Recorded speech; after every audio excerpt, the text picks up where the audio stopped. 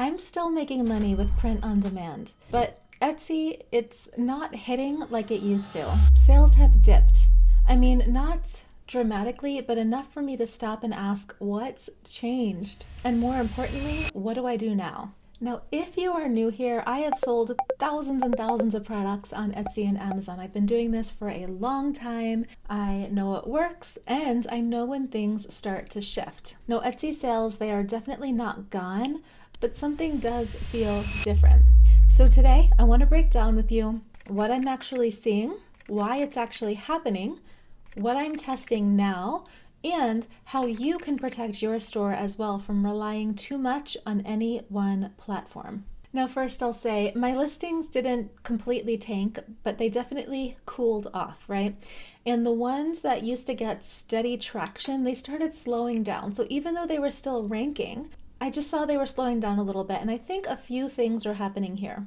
First, Etsy's search seems to be favoring new listings a little bit more. Number two, there is way more competition now when you're looking at specific products because the market, it's getting burnt out on the same old tired mugs and t-shirts. Now, I've made other videos going over other unique products, and those products are doing well because they're innovative, they're unique.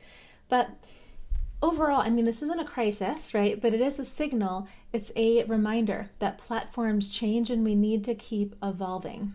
So let's keep going into what I'm doing and what I know that it is not. A lot of people, especially Etsy sellers, will tell you that your designs aren't good enough.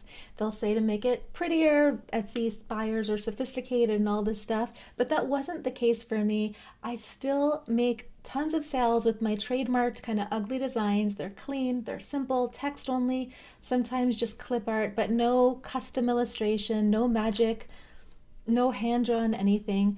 And I know from data that the buyers don't always care about beautiful, right? They want clear, they want relatable, funny, fast shipping, those things. I just knew that it wasn't about needing prettier designs. I mean, that just wasn't the fix. So here's how I'm adjusting. Here's what I'm doing now. First, I am refreshing my listings. So not totally reinventing them. What I'm doing though is if I have a design that's currently making sales, what I'm doing is I'm duplicating those listings and then I am changing up the details. So like refining the titles, the tags, maybe switching up with some mock-ups to give the algorithm something new to work with.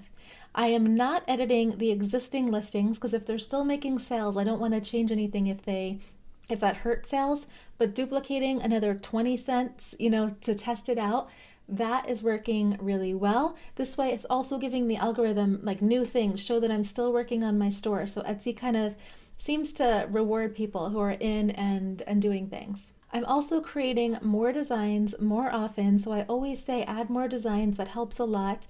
Not waiting for things to slow down, but just kind of being proactive here. The more designs that you put in, I always say it's the more asset streams you're putting out into the world, the more buy buttons, the more momentum you have in your favor. So that's always a good idea, I think. I'm also moving my bestsellers to other platforms. So Amazon for me has been like my cash king, doubling down on that, but I've also been moving to Walmart and to Faire and to other places.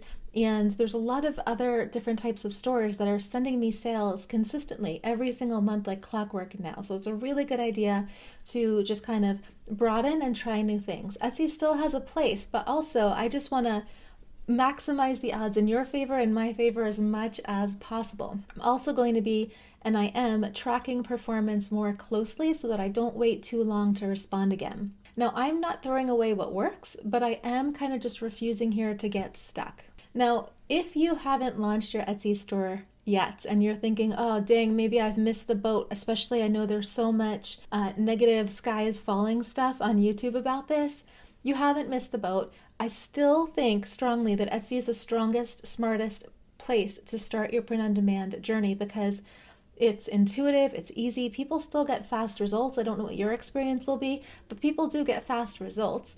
But I do think it's smarter to start with a strategy now versus just kind of going willy-nilly. That's actually why I put together my Kickstart training. So this is a quick weekend setup where you'll get your first listings up, and it's all kind of based on what I'm finding to be working right now. And this is specifically for people who just don't want to sit on the sidelines anymore. You want to get going. So if that's you, click the link in the description.